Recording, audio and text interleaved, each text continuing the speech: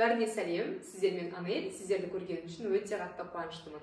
Егер де сізді де сайттар мен бизнес қызықтыратын болса, менің каналыма жазылып тіркелуді ұмытпаңыз, және де колокольчикті басып қойыңыз, себебі әр апта сайын бизнесқа байланысты әртүрлі тақырыпта видеолар шығарып отыратын боламын.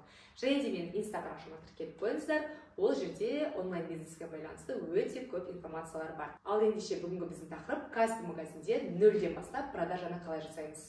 Ал енді кеттік. Қазіргі таңда бәріміз білетіндей, Каспи магазин платформасы өте қатты атақты болуда, себебі ол жерде товар сатылған кезде үстінен қалатын маржасы жоғары. Каспи магазинді ашу үшін бар жоғы бізге ИП ашу керек, одан кейін Каспи Пай ашу керек, одан кейін 1-2 айдың ішінде Каспи магазин ашылады. Сол арқылы өзіміздің товарымызды продажаға шығаратын боламыз. Ешқандай да қиындығы жоқ, қиындатпаймыз. Негізінде Каспи магазинде жақсы өтетін товарлар, олар балалардың киімдері, автотехникалар, зоотоварлар, үйге арналған техникалар, және де әртүрлі витаминдер, баттар. Ал ендеше бүгін мен сіздерге ең жақсы продажада өтетін товарларға шамалы тоқталып өтсем. Негізінде Каспи магазинде сатылым қалай жүреді? Сіз белгілі бір товарды Каспи магазиніңізге саласыз. Қолыңызда бар товарды немесе фулфилмент арқылы оптовиктің товарын Каспи магазинге саласыз. Салғаннан кейін сізге заказ түседі. Заказға упаковка жасап, орап, сыртынан накладной қағазды жабыстырып, өзіңіздің қалаңыздағы Каспидің складына апарып өткізесіз. Ол Каспидің складындағы адамдар, яғни Каспи доставка арқылы басқа қалаға сіздің товарыңызды жеткізіп беретін болады. Ал егер де өзіңіздің қалаңыздан заказ түссе, онда өзіңіз товарды орап, упаковка жасап, клиентке апарып бересіз. Солайынан сіздің өзіңіздің Каспи Пай приложениеңізге ақша түсіп отыратын болады. Ал енді осы қыс айларында жақсы өтетін 5 нишаға Каспи магазин бойынша анализ жасасақ, бірінші товар ол зонтиктер. Қазіргі таңда осындай зонтиктер Каспи магазинде атақты болып жатыр. Бұлардың бағасы осыншама болып тұр. Ал бұлардың сіз Қытай сайтынан алып сатсаңыз, бағасы осындай, үстіне қалатын маржа осы шама теңгені құрайтын болады. Ал екінші топ товар Каспи магазинде сатуға болатын, ол осындай тепловентиляторлар. Қазір таңда білеміз, күн суықтады, үйлердің іші суықтады, соған байланысты осындай тепловентиляторлардың продажасы өсіп тұр.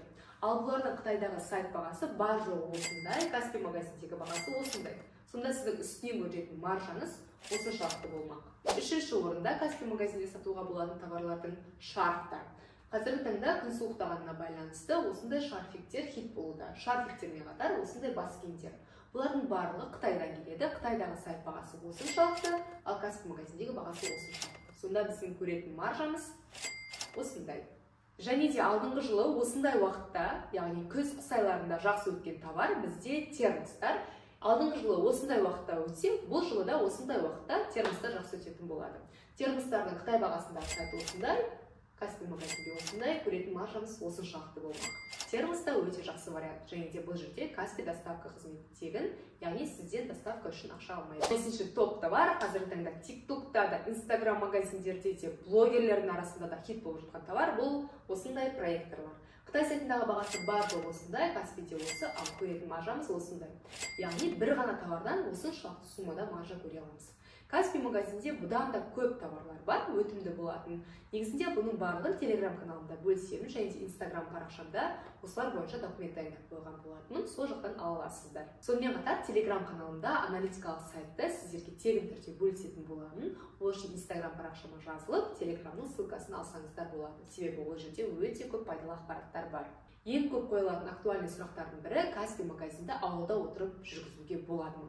Бұл сұрақтың жауабын келесі видеоларда талқыласақ, егер де қызықты болса, комментарийға жазуды ұмытпаңыздар. Және де қандай да сұрақтар сізді қызықтырады, комментарийға жазыңыздар. Сол бойынша екінші блогта түсіретін боламыз. Соңына дейін тамашалағандарыңызға үлкен рахмет, бәріне сәттілік. Каналға жазылып, колокольчикті басуды ұмытпаңыздар, себебі әр апта сайын біздің осындай шағын форматтағы видеоларымыз шығатын болады. Пока-пока.